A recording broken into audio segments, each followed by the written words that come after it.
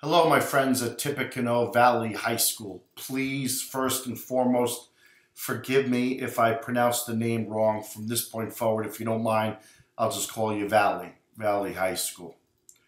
My name is Jeff Yalden, celebrity teen and family life coach and suicide prevention specialist. I'm also a teen author and youth motivational speaker. I've spent some time in Indiana having to deal with suicide. My first visit was at Wawasee in Warsaw after having 9 suicides in 1 year, including 4 in 6 weeks. I spent 48 hours in that community, and it was one of the most defining moments of my life. Over 1,500 parents came out that night, and as many of you are dealing with, you have questions upon questions, and oftentimes an answer is not given to the questions that we have. So I've been contacted by a couple of your staff. I've been contacted by a member of your community asking what I can do. Well, it's not in my hands. I have to be invited. But having said that, I thought the least I can do is send you all a video. I know that you've had losses of a number of students, 1 adult, and a drug overdose, and 3 suicides. I'm pretty sure those numbers are accurate. My prayers and thoughts are not only with you as students in the community going through the Valley High School and saying, why? Why us and why is this happening? Well, my friends, this is not just happening in your community. It's happening all over America. I know the teachers are devastated. I don't think any parent or teacher should ever have to bury a child or a student that comes through our classroom every single day. I can't imagine being a teacher and having to deal with this when I'm taught that I'm supposed to encourage and support and inspire and motivate our youth. Teachers, please don't stop. And this is one of those times where if you touch the heart, the mind will follow. Our young people are looking to you for guidance. And at this point, they need your support. They need your understanding and compassion. Maybe they even need a hug. Well, leads me to this. Again, my thoughts and prayers are to the students and the staff, the administration, all the coaches. My prayers are with the whole community. And my prayers are certainly with the families. Listen, I know we have many questions as to why.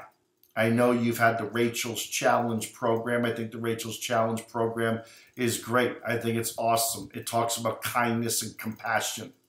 I think it's sad that we have to do high school assemblies and middle school assemblies talking to young people about being kind and compassionate towards one another. That's not what we should be taught. That's like who we should be. I have a greater theory, and I want to share that with you. I think the state of education today puts a lot of expectations on our young people and expectations on our staff members. Many of our teachers can't teach for the love of education and for the reason that they got an education in the first place. They wanted to teach young people first, let the subject area be second. Well, now we got to prepare kids to take an exam, and then our subject area is important, and we've kind of gotten away from teaching young people. Well, with social media and cell phones, I think teaching young people today is far more important than preparing them to take an exam. Let me share with you what I'm talking about. Social media. Studies say by psychiatrists and psychologists that those on social media, whether it be Instagram or Twitter or Snapchat, Ask FM, Yik Yak, or Facebook, makes a child feel inadequate and lowers their self-esteem when they compare their life to that of another person's life. Hey, my friends, let me tell you something. As you journey through life, I think social media and technology is only going to get bigger and greater, and I think it's going to cause more problems. Yet, I think social media is pretty awesome if we use it for the right ways. Hey, listen, you might be sitting home just chilling out, wanting a day off. You're looking at Instagram and seeing friends out there partying and having fun, and they're at the game of the bonfire, laughing, hooting and hollering, yelling and screaming, and you're like, well, why aren't I there? Hey, would you want 4 quarters or 100 pennies if I gave you $1? You probably want 4/4. Your self-worth should never come through the amount of acceptance and likes and friends that you have on social media. Don't ever value yourself based on people. Don't ever value yourself based on places or things. You value yourself because you're the person that you want to be. And I'm going to tell you something. If you take care of the person on the inside, the person on the outside takes care of itself. I think social media causes many problems. But I think social media, if used properly, can be a great asset to all of us. So, hey, maybe delete your social media when your anxiety goes up. You don't need it. It'll be there when you want to come back. Take care of yourself. Number 2, cell phones. Hey, I think cell phones are awesome. However, I think teenagers are sleeping with their cell phones every single night. And I know what you tell your parents. Mom, Dad, it's my alarm clock. That's crap. Go get an alarm clock. Let me tell you why.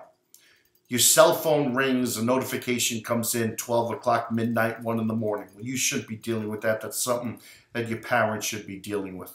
This takes you out of a level 4 sleep. Teenagers, you need at least 8 hours of sleep a night. And if you come out of level 4 sleep, then you got to fall back into level 4 sleep.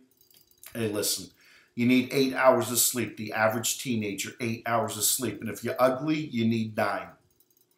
I also think cell phones keep us from getting involved in extracurricular activity. And the more involved you are, the less likely you'll engage in negative behaviors and making bad choices.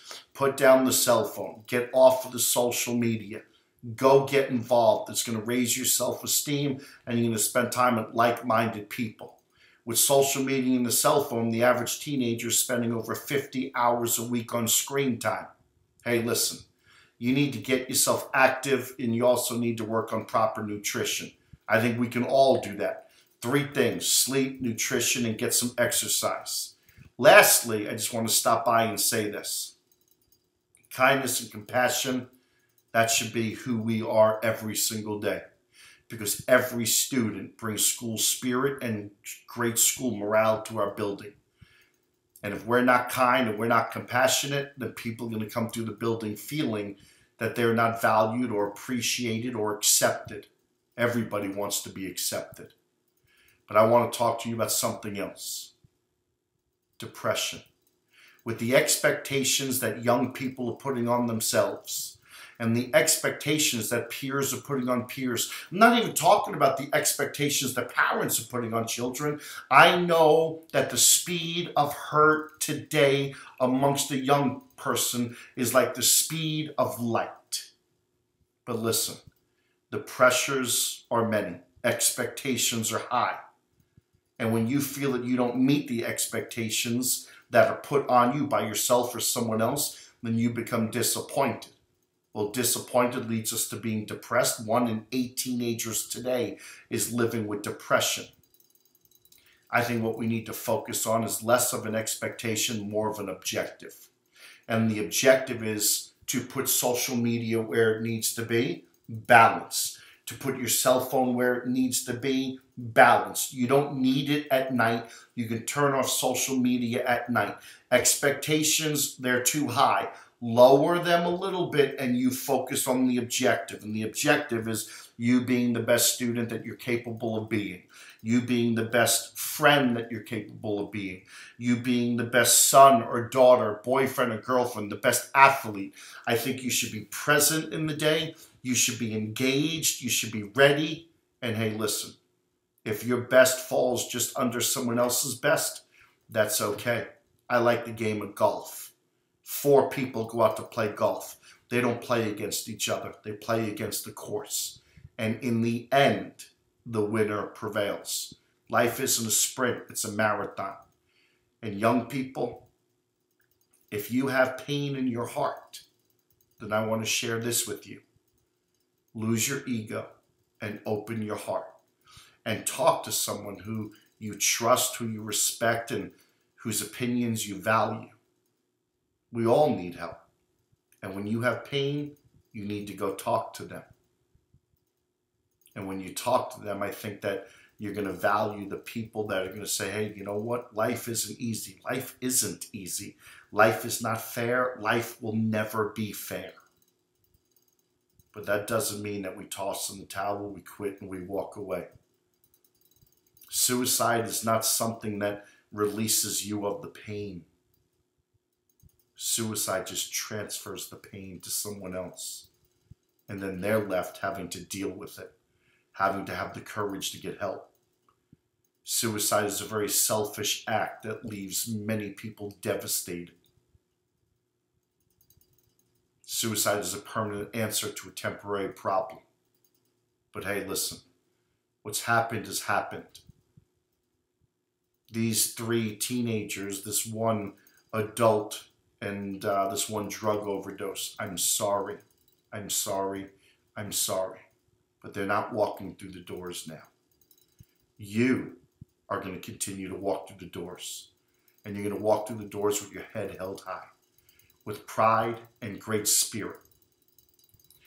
I hope you find compassion for everybody. Don't judge people on the 5% that you think you know about them.